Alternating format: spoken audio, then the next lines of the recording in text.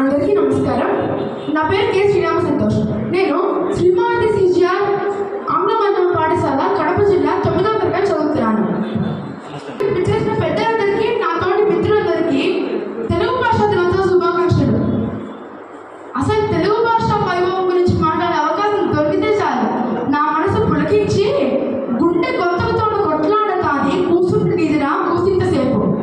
అలా అలా తెలుగు భాష గురించిన మాటలు, తెలుగు పద్యాలు, తెలుగు కవిత్వం, తెలుగు సాహిత్యం మాట్లాడేందుకు నాకు ఇచ్చిన సమయం సరిపోదే.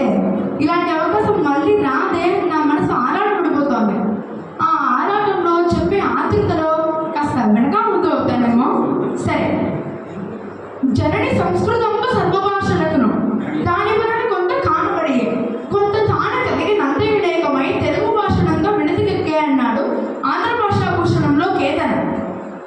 ఆదికవి నన్నయ్య కాలం నుండి మొన్నటి వరకు కావ్య భాషగా, గ్రాంధిక భాషగా విద్యార్థులకు మాత్రమే అందుబాటులో ఉంటూ సామాన్య చదువులకు అందరి చందమామగా ఉన్న తెలుగు భాషా వైభవాన్ని మనందరికీ అందించిన గొప్ప మహనీయుడు గిడుగు రామ్మూర్తి పంతులు గారి జన్మదినాన మనము తెలుగు భాషా దినోత్సవం జరుపుకోవడం సంతోషదాయకం. ఆయన అడుగుజాడలే గురజాడ, శ్రీశ్రీ వంటి గొప్ప గొప్ప కవులకు ఆదర్శమయ్యి అందరి చందమామను భూమార్గం పట్టించి భూకంపం పుట్టించేలా చేశాయి. వచన కవిత్వానికి, వాడుక భాషకు దారులు తీశాయి. ఇక మన తెలుగు భాష వైభవం గురించి చెప్పాలంటే అది అంతా ఇంత కాదు. తెలుగదేల ఎన్న దేశంబు తెలుగేడు, తెలుగు వల్ల ఉండ తెలుగు గడ్డ, ఎల్ల భాషలందు ఎరుగవే మాసాడి, దేశ భాషలందు తెలుగు లెస్స అన్నాడు సాహితీ సమరాంగణ సార్వభౌముడైన శ్రీకృష్ణదేవరాయలు. తుళు, కన్నడ, సంస్కృతం ఇంకా ఇతర భాషల్లో కవి అయి పండితుడై పద్యాలు, గ్రంథాలు రాసినటువంటి గొప్ప కవి మెచ్చుకుంటుండే కదా అది అసలైన భాష. భాషలకు 10 తెలిసిన ప్రభువు చూసి భాషయన నిత్తి అని మెచ్చుకున్న భాష అని అంటారు కవి సామ్రాట్ విశ్వనాథ సత్యనారాయణ గారు. మన భారతదేశంలోనే అత్యున్నత సాహిత్య పురస్కారమైన జ్ఞానపీఠ అవార్డు పొందిన కవి సామ్రాట్ విశ్వనాథ సత్యనారాయణ గారి శ్రీమద్ రామాయణ కల్పవృక్ష కావ్యం చదివే ప్రయత్నం చేస్తున్నాను నేను. మన విద్యార్థులందరూ కూడా మన గొప్ప కావ్యాలు చదివే ప్రయత్నం చేయాలి. కొంచెం కష్టమే అయినా చదివే కొద్దీ రుచి పెరుగుతుంది. అనగనగా నాకు ఒక శైలి కదా, అలాగా ఆ రుచి ఇప్పుడు నేను మీకు కొంచెం చూపిద్దామనుకుంటున్నాను. ఆకృతి రామచంద్ర విరాకృతి, కల్పమతీరు స్వామి చాపాకృతి, కల్పనం ప్రభు కృపాకృతి, కైసిక మందు రామదేహాకృతి, సర్వదేహముడ ఎత్తున రాఘవ వంశమౌలి ధర్మాకృతి, కూర్చున్న విధుమంతయ స్వామి ప్రతిజ్ఞామూర్తి అని ఆంజనేయ స్వామి సీతమ్మను వర్ణించారంట. అది కల్పవృక్షం అంటే, తెలుగు భాష గొప్పదనం అంటే అది.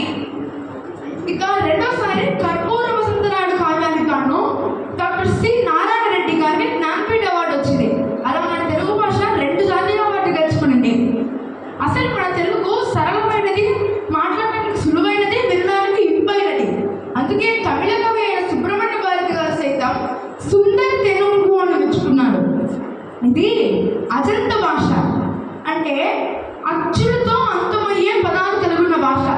అత్యంత భాష అజంత భాష అయింది. మన తెలుగులో ఉన్న ఇంకో గొప్పదనం ఏంటంటే ఇది ఇతర భాషల పదాలను కూడా తను సులభంగా నేర్చుకోగలదు. దీని గురించి డాక్టర్ కరుణశ్రీ జంధ్యాల పావయ్య శాస్త్రి గారు ఏమన్నారో తెలుసా?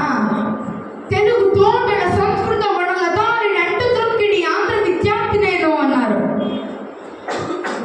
ఉదాహరణకు చెప్పాలంటే అటచని కాంచ భూపిసురుడు అంబర చుంపి శిరస్సరచ్చరీ పటల ముహుర్లట దబంగ తరంగ మృదంగ నిస్పరస్ఫుట నర్మానుకూల పరిపుల్ల కలాప కళాభిజాలమను ఘటక శరత్కరేణ కరకంపిత సాలము సిద్ధశైలమను.